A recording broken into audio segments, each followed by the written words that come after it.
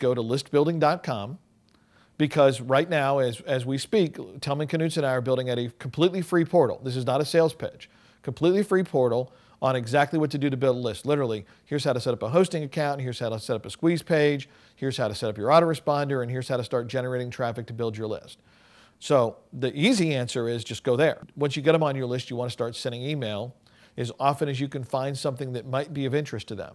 And if you're on my list, you know that's pretty much daily. That flies against the common wisdom that most people would teach. But I kind of have I've like the hotel theory of marketing to a certain extent with most of my email list. And it's pretty simply this: if you have a hotel and no one stays there tonight, you make no money. And tomorrow you can never recapture that lost revenue because that day is completely gone. And so for most people, they don't mail their email list nearly enough. It doesn't matter what market you're in, you can probably find a reason to send them email. Some of it will just be information that's great for them. Some of it might be promoting a free teleseminar that in the end you sell some at the end of. Some of it might be just a blatant out and out, go here, buy this now pitch. But I was recently speaking at a conference and talking about email marketing, and I asked the room, how many of you are on my email list? And most of the room raised their hands. I said, how many of you get email from me every day? And they all kept their hands up. But they were all still on the list. And when I asked how many of you have bought stuff, most of them still have their hands up. So what most people think is if you send lots of email, everyone will leave your list. If they're not interested, they're leaving anyway. It's just a question of when, or they're ignoring what you're doing. But the interested people are paying attention. And that's the difference.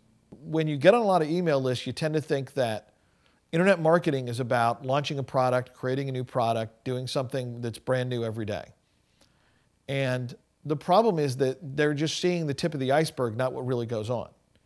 You know, for instance, we're doing this big product promotion that I'm doing with Telman Knutson, where listbuilding.com is the start of it, but where we're going to teach a lot of people what we do with email lists that generates millions of dollars, okay? And so there will be this big product launch that everyone will see across the internet. But the reality is if I never did that launch, my business would still generate millions of dollars a year because my core business is not about that. You know, for my business, that is just the icing on the cake. You know, every day we generate leads and we sell new customers and they come into our marketing funnel. Day in, day out, asleep, awake, on vacation, on the golf course, doesn't matter. We're doing that every single day because that's what the core business model does. And so what I think people need to realize is that you can't look at the product life cycle and the announcement of new products and things and think that that is the way in which most people really who are making a lot of money make their money online. The way they do it is the way that Dell.com does it every day. Dell sells a lot of computers. And tomorrow they sell computers and the next day and the next day and the next day. They don't create a new computer and sell it over the weekend and quit. Okay?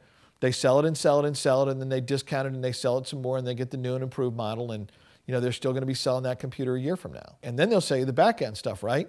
Because you got a printer, you need a printer, and you need ink, and you need a digital camera, and you need remote wireless setup, and then you need printer paper.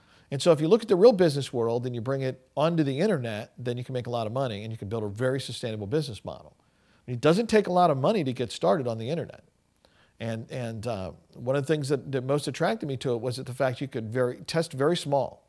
I mean, I could go run a $50 AdWords test and find out what happens. If it's horrible, I lose $50 and I walk away. If it works, I make $20 or $50 or $100 and I can do it again tomorrow. And maybe that $50 becomes $500 every day when I'm done making the marketing test work, and I'm making $1,000 a day. And again, it becomes pretty much an autopilot if I get that to work.